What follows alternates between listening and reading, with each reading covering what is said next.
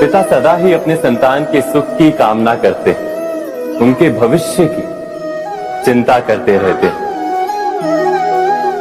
इसी कारणवश सदा ही अपने संतानों के भविष्य का मार्ग स्वयं निश्चित करने का प्रयत्न करते रहते।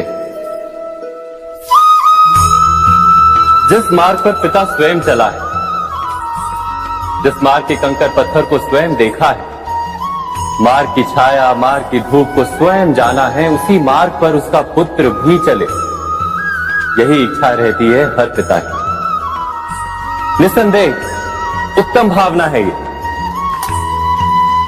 किंतु 3 प्रश्नों के ऊपर विचार करना हम भूल ही जाते। कौन से प्रश्न? प्रथम प्रश्न, क्या समय के साथ प्रत्येक मार्ग बदल नहीं जाते? क्या समय सदा ही नई चुनौतियों को लेकर नहीं आता? तो फिर बीते हुए समय के अनुभव नई पीढ़ी को किस प्रकार लाभ दे सकते हैं? दूसरा प्रश्न, क्या प्रत्येक संतान अपने माता पिता की छवि होता है? हाँ, संतानों को संस्कार तो अवश्य माता पिता देते हैं, किंतु भीतर की क्षमता तो ईश्वर देते हैं।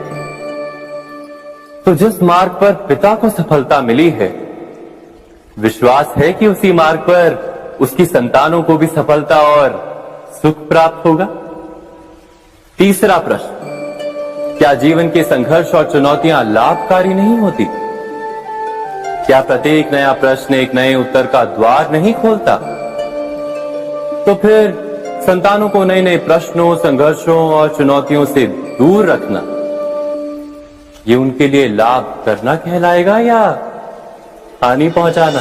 अर्थात जिस प्रकार संतान के भविष्य का निर्माण करने के बदले उसके चरित्र का निर्माण करना श्रेष्ठ है, वैसे संतानों के जीवन का मार्ग निश्चित करने के बदले उन्हें नए संघर्षों के साथ जूझने के लिए मनोबल व ज्ञान देना अधिक लाभदायक नहीं होगा? स्वयं विचार कीजिए। मनुष्य की सबसे बड़ी दुर्बलता क्या होती है? सोचिए। धन, प्रेम, अहंकार। मनुष्य की सबसे बड़ी दुर्बलता होती है उसके रहस्य। चाहे आप कितने भी शक्तिशाली क्यों ना हो, कितने भी प्रबल क्यों ना हो, परंतु उसके रहस्य उसके नाश की चाबी होती है। इसलिए यदि प्रबल रहना है, शक्तिशाली रहना है, समर्थ रहना है, तो अपने रहस्य को किसी को भी ना बताए, ना मित्र को और ना ही शत्रु को, क्योंकि समय पड़ने पर कब कौन शत्रु हो जाए ऐसा कहना संभव नहीं। विभीषण को रावण के अमृत कुंड का ज्ञात था, इसीलिए प्रभु श्री राम रावण का वध करने में सफल हो सके। इसलिए उचित यही है कि आप अपने रहस्य को स्वयं तक ही सीमित रखें। मनुष्य जीवन की परीक्षा में सफल होने के लिए क्या नहीं करता? वो परिश्रम करता है, दौड़ भाग करता है, और ये सब करने के पश्चात भी जब उसका काम नहीं बनता तो वो नकल करता है ना? तनिक लौटिए अपने बचपन में, स्मरण कीजिए अपने बचपन की स्मृतियों का। क्या स्मरण हुआ? विद्यालय में जब आप परीक्षा देने जाते थे तो क्या होता था? आप ना सही, परंतु कोई ना कोई सफलता पाने के लिए नकल करता ही था और उत्तीर्ण भी हो जाता था, है ना? परंतु जीवन की परीक्षा ऐसी नहीं होती। नकल करने वाला सफल नहीं होता। कारण विद्यालय में सबके प्रश्न पत्र एक होते थे, परंतु जीवन के प्रश्न पत्र और उनकी कठिनाई सबके लिए भिन्न होती, तो निश्चित रूप से उनके उत्तर भी भिन्न होंगे ना। इसलिए यदि आपको जीवन में सफलता पानी है तो नकल ना कीजिए, स्वयं के प्रश्नों का उत्तर स्वयं ढूंढिए और सफलता आपकी ही होगी। मनुष्य का जीवन हार और जीत, विजय और पराजय, सफलता और असफलता के मध्य झूलता रहता है। आपके साथ भी ऐसा होता होगा, है ना? जब आप सफल होते हैं, किसी चुनौती पर विजय पाते हैं, तो मन प्रसन्नता से आनंद के उपवन में झूमने लगता है। और जब आप असफल होते हैं, तब मन दुख और पीड़ा के सागर में डूबने लगता है। परंतु वास्तव में सफलता और असफलता है क्या? तनिक ध्यान से सोचिए। ये केवल हमारी मनोस्थिति मात्र है। हमारी पराजय तब नहीं होती जब हमारा शत्रु विजय प्राप्त कर ले। हमारी पराजय तब होती है जब हम पराजय स्वीकार करें। हम असफल तब नहीं होते जब हम लक्ष्य ना पा सके। हम असफल तब होते हैं जब हम प्रयास करना बंद कर दें। इसलिए प्रयास करते रहें और हार ना माने, क्योंकि जिस दिन आप हार स्वीकारना बंद कर देंगे, जीत आपके चरणों में होगी। सबने बरगद के वृक्ष को तो देखा ही होगा।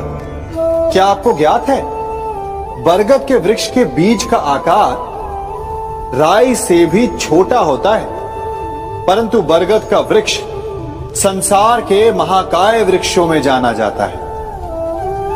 जब उसका जन्म होता है, तब उसमें वो जटाएं, वो शाखाएं नहीं होती, परंतु जैसे जैसे उसका विस्तार होता है, जैसे जैसे वो अधिक शाखाओं का भार उठाता है, अधिक पत्तियों का सृजन करता है, वैसे वैसे उसकी शाखाएं जटाएं बनकर जड़ तक पहुंचती है और इस वृक्ष को सहारा देती है।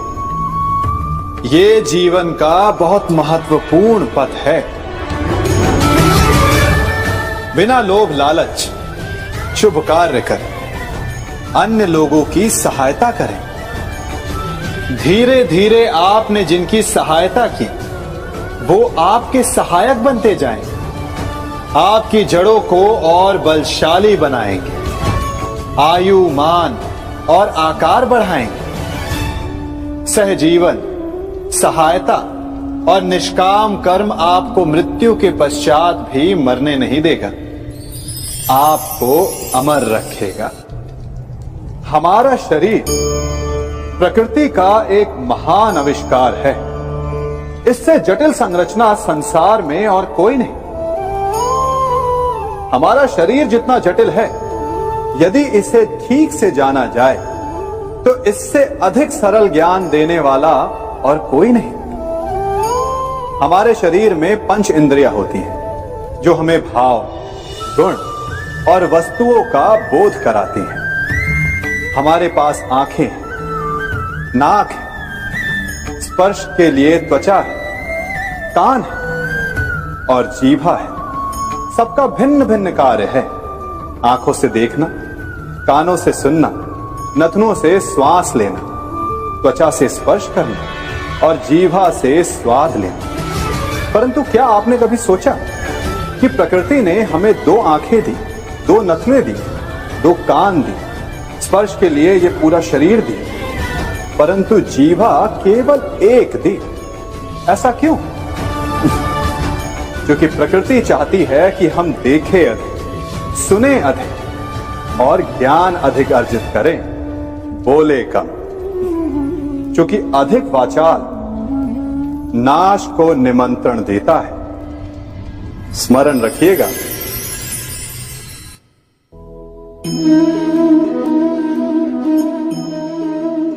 ये सदा यही कहते आए कि यदि आगे बढ़ना है तो अपनों का साथ दो।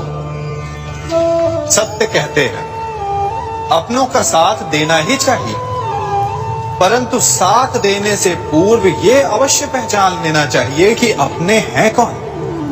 क्या अपने वही होते हैं जिनके साथ हमारा रक्त संबंध होता है, या अपने मित्र? अपने वो होते हैं जो हमें सद्कार्य के लिए प्रेरित करें, हमें आगे बढ़ाएं, हमारा साथ दें, और वो जिनका साथ देने से समाज का नाश, धर्म की हानि हो, वो सगे हो करके भी सगे नहीं होते। इसलिए जब अपनों की परिभाषा का चुनाव करें तो उन्हें अपना माने जो आपका साथ दे, उन्हें नहीं जो हमें अज्ञान के मार्ग पर ले जाएं।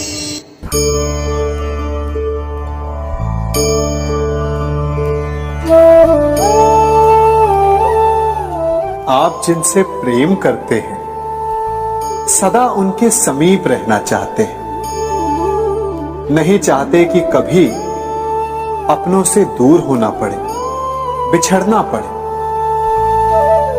परंतु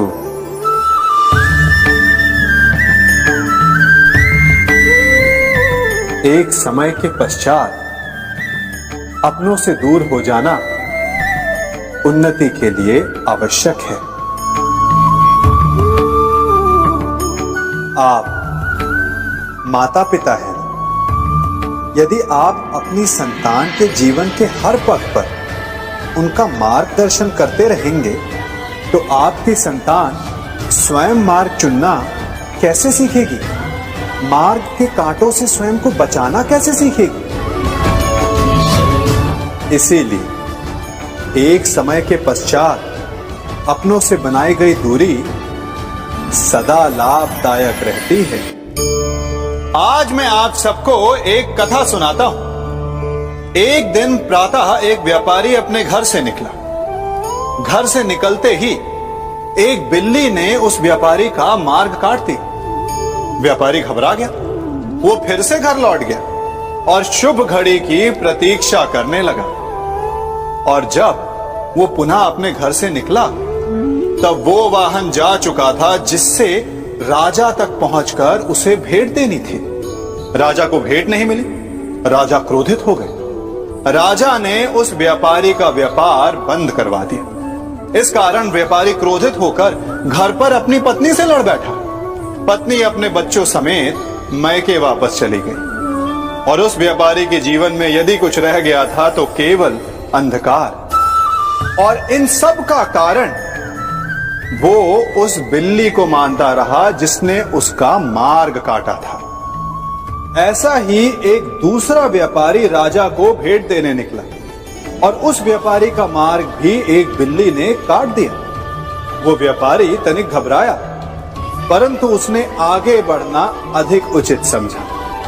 राजा तक वो समय पर पहुंचा। उसने राजा को भेंट की। राजा प्रसन्न हुए और राजा ने व्यापारी को अपना व्यापार बढ़ाने की अनुमति दी, स्वर्ण आभूषण दी। जब व्यापारी घर पर पहुंचा तो पत्नी को आभूषण और अपने बच्चों को देने के लिए वस्त्र थे उसके पास। हर ओर प्रसन्नता थी। समझ रहे हैं ना? दोनों के साथ एक ही प्रकार की घटना हुई, परंतु दोनों की प्रतिक्रिया भिन्न थी। ऐसा ही हमारा जीवन भी है। हमारे जीवन में प्रारब्ध का अपना स्थान है, परंतु उससे कई अधिक महत्वपूर्ण हमारी प्रतिक्रिया, हमारे सोच का प्रभाव है, क्योंकि यही हमारे जीवन को आकार देते हैं। इसलिए अपनी सोच को सकारात्मक रखिए। आपका जीवन सदैव आनंदमय।